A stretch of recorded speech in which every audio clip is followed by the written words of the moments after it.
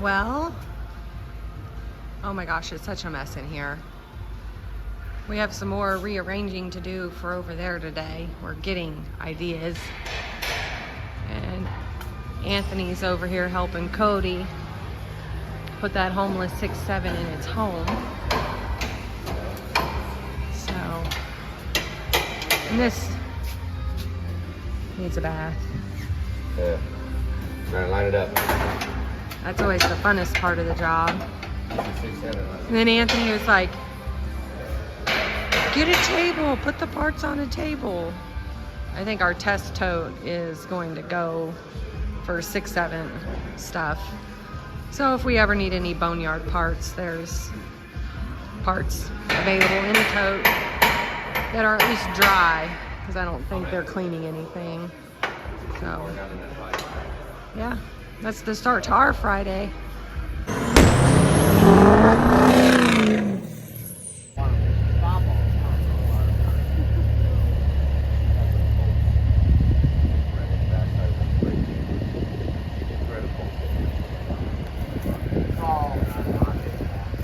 I think the brake's locked up.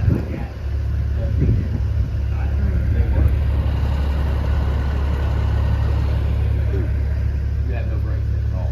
Right.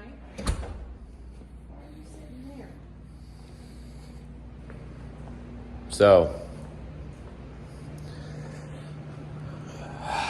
can't believe we're doing this.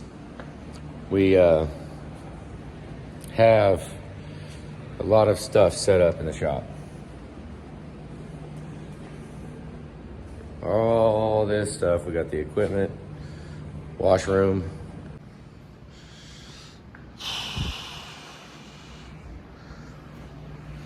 So,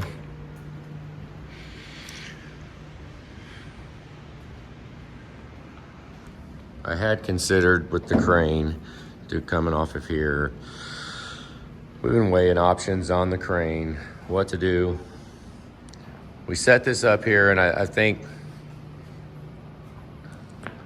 have an idea how much space we got. What I'm getting at is we're about to empty all this stuff and move everything out of here right now. Even the room. The room's going away too. All that's going away. Everything's going away. We're gonna push it all outside. And the cabinets. We need to take the cabinets and empty them. I need to empty the cabinets and get them out of here. Disconnect the air lines up top and take the air dryer off. I guess you can call this like a mock-up before paint. Because I guess we're gonna go ahead and put the overhead crane in. We've got a 40 by 25 overhead crane. We're gonna go ahead and just do it. Why we didn't do it at the beginning? Well, so what? We didn't. We had other fish to fry. But now that we've got all this, and none of that's permanent. None of that's attached to the ground. It's all just sitting there. Remember in the previous videos I said that it's code for a tarp inside with no rain on it. Oh yeah, it's perfectly code for that. It'll work. But anything else on top, yeah, it's not good for that. So why that matters is because we can just there's only like 4 screws holding the whole thing to the building. So we pull the screws out, take that stuff off, get all this out of here, get everything completely gone where there's nothing left, and then put the overhead crane. Now I'm debating on where to put it at. You know, 40 foot is right there. Up, let's see, that one, up, over to here. So we can either run it off the side right there and just have some legs going across and have the 2 40-foot runners here and there now my bridge going across the crane is 25 feet. We don't have 25 feet here.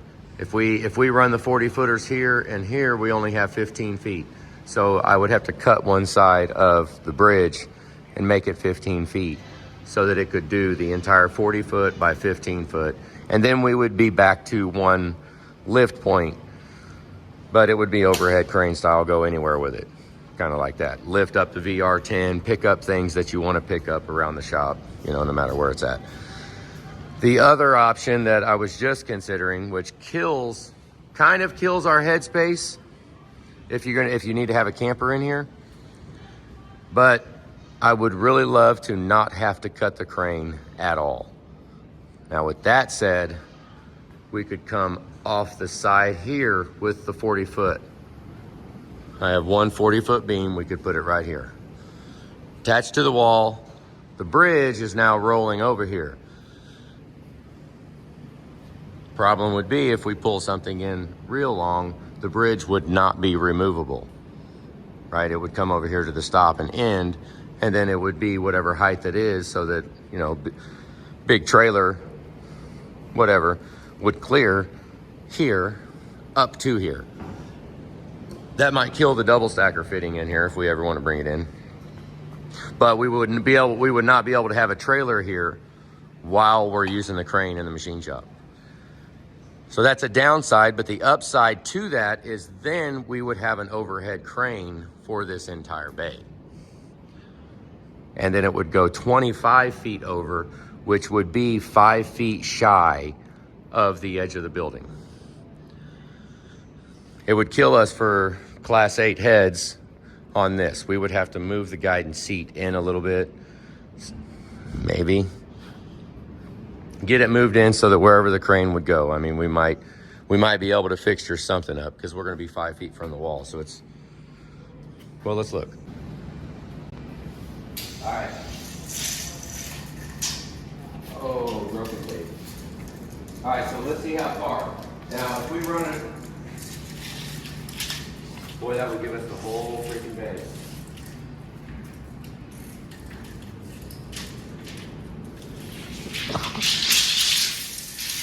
That's right here. And here.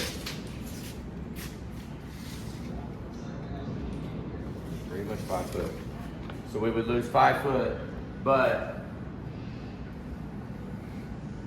I really hate blocking that permanently by having the bridge go across, but we wouldn't have the runners though. At least we could move the bridge away from the door over to the end if we wanted to pull something in. Just don't know. If we had to pull something in permanent, we would just have to take the skid steer or something and pick the bridge up off of the crane, which it's not attached anyways. You just pick it up. You just pick it up, turn it sideways and lower it down, and then we can pull in something big. That kind of sucks. Doable though. And then we don't have to cut the frame. We don't have to cut anything. Then we just put the crane in here. Okay.